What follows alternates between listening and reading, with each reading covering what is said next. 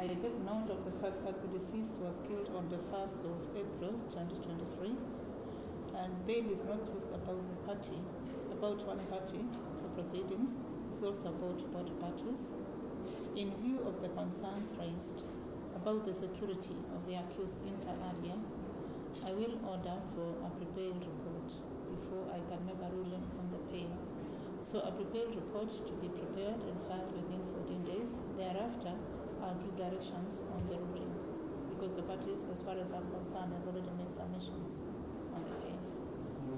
And my lady, if the accused person is released, whether now or later, we have to preserve his life so that we conclude to its logical conclusion with this matter when we are preserving his life. When we allow the members of the public to take the law into their hands, we will not have served justice for the deceased in this matter. That even if this matter is given a priority to be heard on a priority basis, with the consecutive days, so that we are proceeding to its logical conclusion when the accused person is in custody, so that we preserve his life.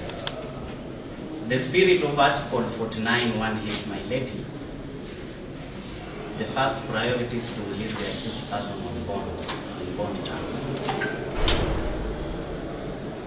However, it gives exceptions where there are compelling reasons, and that's why I agree with my colleague that by virtue of saying that we need to preserve the life of the accused person,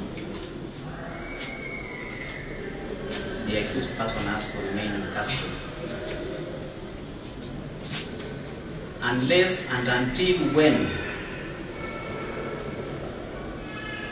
we may report back to this court the circumstances surrounding outside there.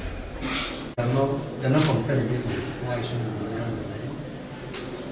However, there are concerns that his security outside the custody of this court may be compromised